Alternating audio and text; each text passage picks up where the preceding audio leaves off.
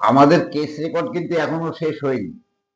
আমাদের case record 3-4 পর্যন্ত আছে, 103-4 পর্যন্তই আছে। তো আমাদের কিছু বাকি আছে। 102 আর 3 এখন করি, তারপরে এই কেস রেকর্ডের পরে যে মর্মার্থ, এই মর্মার্থটা আমরা 4-এ বেশ কিছু পাবো, 4-5-এর মধ্যে পাবো। খুব মনোযোগ দিয়ে এগুলি শুনবা, কারণ এত সময় পর্যন্ত যে নানান রকমের জেনে শুনে রোগীর কাছ থেকে যে কেস রেকর্ড আমরা করলাম, কি পেলাম আর কি পাওয়ার ইচ্ছাই করলাম, কোনগুলি আমাদের প্রয়োজন, কোনগুলি আমাদের বাদ দেওয়া দরকার, এই সমস্তগুলি তো জানতে হবে। তা সেই হিসাবে পরবর্তীতে বলবো। তাহলে এখন 102 বলি।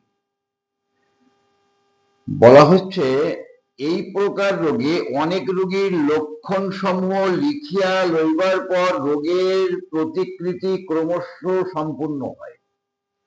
অর্থাৎ মহামারী যেটা এপিডেমিক ডিজিজটা, অ্যাকিউট ডিজিজটা হয়,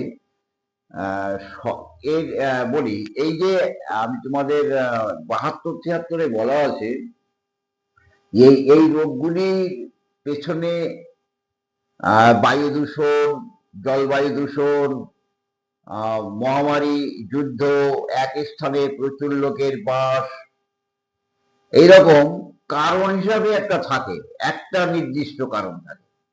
সেই একটা নির্দিষ্ট কারণ থেকে যখন রোগ হয়, তখন দেখা যায় সকল রোগীদের মধ্যেই সেই রোগটা, যাদের প্রবণতা আছে, তারা সেই সমস্ত সেই রোগে আক্রান্ত হয়ে যায়।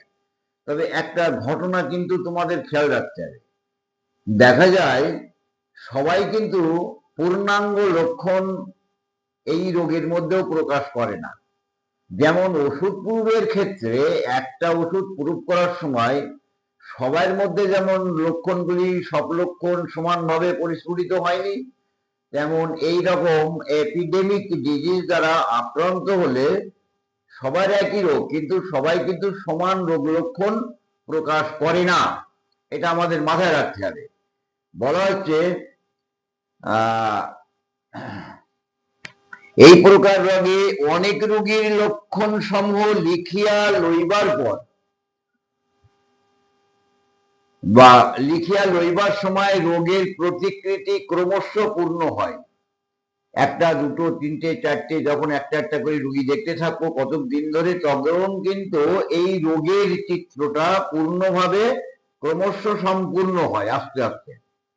কেবল যে বিস্তৃত ও বাক্যময় হয় তাহা নয়।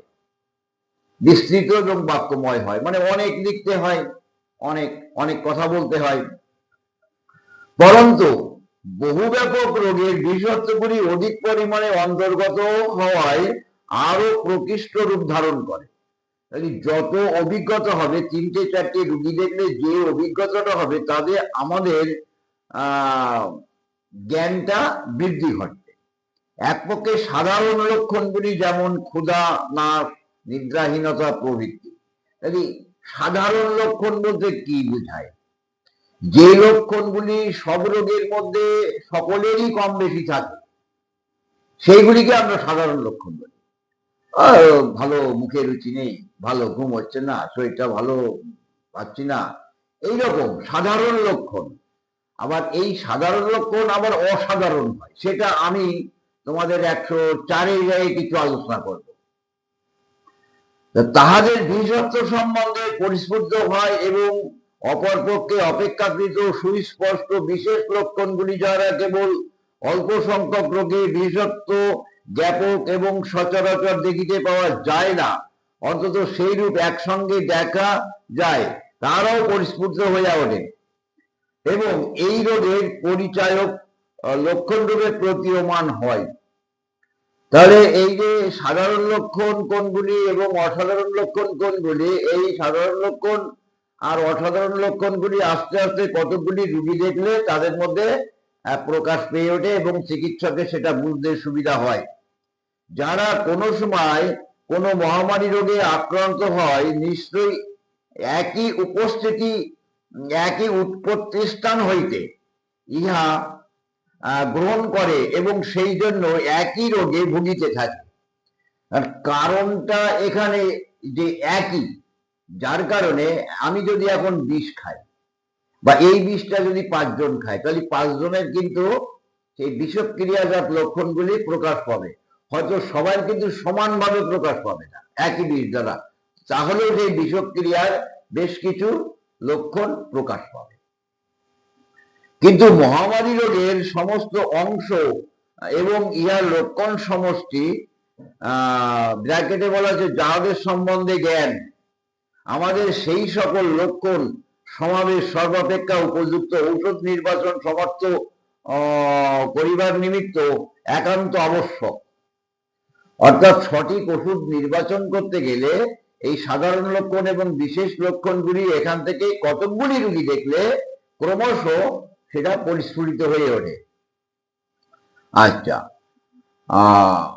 একটি মাত্র রোগী দেখিয়া পাওয়া যায় না। একটা রোগী দেখলাম আর বলিলাম এটা কলেরা হয়েছে বা এপিডেমিক কলেরা, এটা বলা যায় না। কেবলমাত্র বিভিন্ন ধাতুর বহু রোগীর রোগভোগ দেখিয়া সংগৃহীত এবং নিরূপিত হয়। কতকগুলি রোগী দেখলে এবছরকার এই এপিডেমিক ডিজিজটা কি এবং কেমন, তার চিত্র কেমন এবং তার চরিত্র কেমন, এর মধ্যে সাধারণ লক্ষণগুলি কি এবং অসাধারণ লক্ষণগুলি কি, এগুলি আমাদের বুঝতে সুবিধা হয়। এবং আমি আরো বলে রাখি, এই ধরনের স্পোরাডিক্যাল ডিজিজ বা এপিডেমিক ডিজিজে যে সমস্ত সিজনাল এই তরুণ রোগগুলি আক্রান্ত হয়, এখানে বেশিরভাগই দেখা যায় একটা দুটো মেডিসিনের মধ্যে সেই বছর সেই রোগটা আরোগ্য করার মতন ক্ষমতা রাখে। আচ্ছা, এবার আমরা 103 দেখবো। 103-এ কি বলা হয়? মহামারী রোগগুলি সাধারণত অস্থায়ী। তাই অ্যাকিউট ডিজিজটা অস্থায়ী, একটা নির্দিষ্ট মেয়াদের মধ্যে রোগভোগ শেষ হয়ে যায়। হঠাৎ আক্রমণ করে, হঠাৎ প্রচন্ড আকার ধারণ করে, বিনা ওষুধেও রাখলে রোগী হয় আরোগ্য হবে, নতুবা মারা যায় একটা নির্দিষ্ট সময়ের মধ্যে। অর্থাৎ মেয়াদিকাল যে রোগগুলি, সেই রোগগুলিকে আমরা অ্যাকিউট ডিজিজ বলি। অ্যাকিউট ডিজিজটা স্পোরাডিক্যাল এপিডেমিক, আর একটা আছে ইন্ডিভিজুয়াল। স্পোরাডিক্যাল বা এপিডেমিক জাতীয় যে রোগগুলি হয় এগুলি অস্থায়ী, চিরকাল থাকে না। আমি পূর্বেই দেখাচ্ছি চিররোগগুলি বিশেষত আদি রোগ বীজ বা সোরা তাহাদের আভ্যন্তরীণ প্রকৃতি হিসাবে একই থাকে।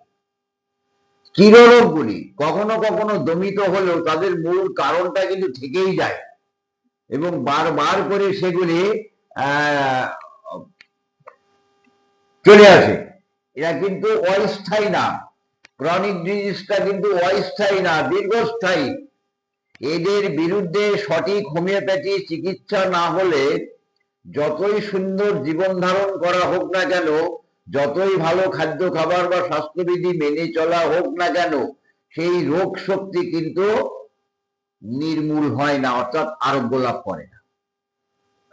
যেমন মহামারী রোগ সকল সম্বন্ধে পূর্বে উপদেশ দেওয়া হয়েছে, সেই রূপে সূক্ষ্ম রোগ উৎপাদিকা শক্তি সংঘাত চিররোগ সম্বন্ধ সমস্ত লক্ষণ সংগ্রহকল্পে আরো বিশেষ অনুসন্ধান আবশ্যক।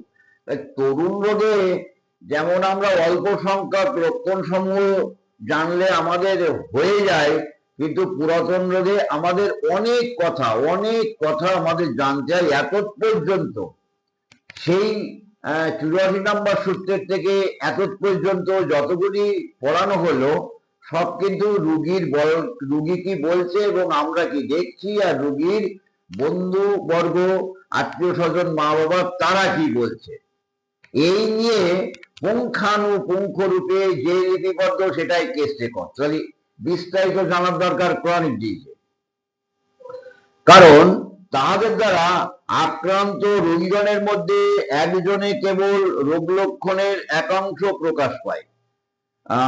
আমরা তরুণ রোগে যেমন দেখি কতগুলি রোগী আক্রান্ত হলো, তাদের মধ্যে এক একজন এক এক রকমের পূর্ণাঙ্গ সমস্ত লক্ষণ একজনে প্রকাশ করে না। এইরূপ দ্বিতীয় বা তৃতীয় জন অপর লক্ষণ প্রকাশ করে। ইহাও ওই রোগের লক্ষণ সমষ্টির একাংশ মাত্র। আমরা পূর্বের ক্ষেত্রে দেখেছি, ওষুধ পূর্বের ক্ষেত্রে পূর্বিং ম্যাথমেটিকা গুলি যদি তোমরা ভালো করে পড়ো তাহলে লক্ষ্য করতে পারবা সবাই কিন্তু সব লক্ষণ পূর্ণাঙ্গ ভাবে কেউ প্রকাশ করেনি।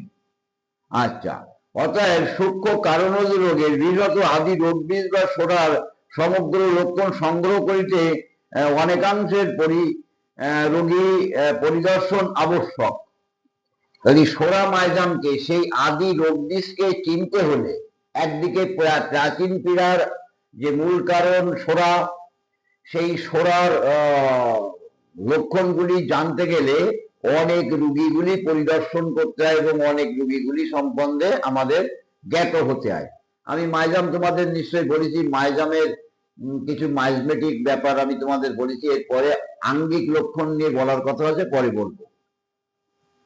এই সকল লক্ষণের একত্র সমাবেশ এবং পরিদর্শন ব্যতীত সমলক্ষণ মতে ইহার আরোগ্যকারী ঔষধ সকল আদি রোগ বিষগ্ন, আদি রোগগ্ন ঔষধ সকল, রোগগ্ন মানে রোগকে আরোগ্য করতে পারে, মাইজমেটিক রোগকে আরোগ্য করতে পারে এমন ধরনের ওষুধকে জানতে গেলে আমাদের অনেক জ্ঞান অর্জন করা দরকার, এই মাইজাম সম্পর্কে জানা দরকার এবং অনেক রোগী পরিদর্শনের প্রয়োজন আছে।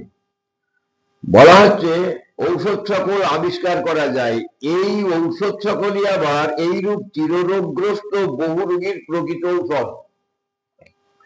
তাহলে আমার সালফার মাইজাম কি কি রোগ, কেমন কেমন রোগ, কি কি অবস্থা তৈরি করতে পারে, এটা যদি আমি সালফার সম্পর্কে জানতে পারি এবং রুগী দেহেতে যদি আমি সেই সেই রোগ লক্ষণ, একই সালফার সব রুগী তো সমানভাবে প্রকাশ করে না, একটা সালফারের রুগী এক ধরনের লক্ষণ প্রকাশ করলো, আর একটা রুগী আর এক ধরনের সালফারের লক্ষণ প্রকাশ করলো, আর একটা রুগী আর এক ধরনের সালফারের রোগ লক্ষণ প্রকাশ করলো, আর একটা রুগী আর এক ধরনের রোগ লক্ষণ প্রকাশ করলো। কিন্তু ধাতুগত ভাবে যদি আমরা বিষাক্তপূর্ণ লক্ষণ বা যাকে বলা হয় বিশেষ লক্ষণ বা পরিচয়ক লক্ষণ তার মধ্যে আমরা আবিষ্কার করে ওষুধ দিতে পারি, তবে কিন্তু আরোগ্য সম্ভব, আবিষ্কার করা যায়। এই সকলকেই আবার এইরূপ চিররোগগ্রস্ত বহু রোগীর প্রকৃত ঔষধ, চিররোগগ্রস্ত বহু রোগীর প্রকৃত ঔষধ। তাহলে এই যে চিররোগ যেখান থেকে উৎপন্ন হচ্ছে, সেই মাইজাম সম্পর্কে আমাদের জ্ঞান এবং ওষুধ সম্বন্ধে জ্ঞান। ওষুধ সম্বন্ধে জ্ঞান হচ্ছে আর্টিফিশিয়াল ডিজিজ, আর মাইজাম সম্বন্ধে জ্ঞান হচ্ছে রোগের মূল কারণ।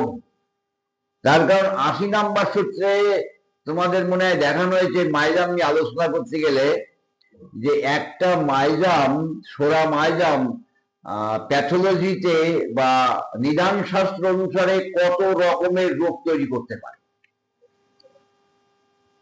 তাহলে রোগের উপরে তো নির্ভর করে হোমিওপ্যাথি ওষুধ হয় না, কিন্তু মাইজাম সেই মূল কারণটা। তখন একটা টিউবারকুলার মাইজাম থাকলেই সর্দি চেষ্টার ধার, টিউবারকুলার মাইজাম থাকলেই দেখা গেল হাঁপানি, টিউবারকুলার মাইজাম থাকলেই পাগল।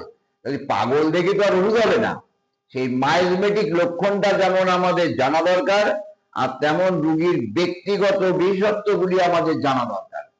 এ সম্পর্কে কিন্তু আমাদের কোনো চালাকি করা চলবে না। যদি ভালো নিজেকে স্থাপিত করার ইচ্ছা থাকে তাহলে আমাদের কিন্তু পড়তে হবে, মাইজাম কি জানতে হবে, ওষুধ কি জানতে হবে, রোগী লিপি করার পদ্ধতিগুলি আমাদের মনে করতে হবে, বা সেই মতন ভাবে আমাদের জ্ঞান অর্জন করতে হবে।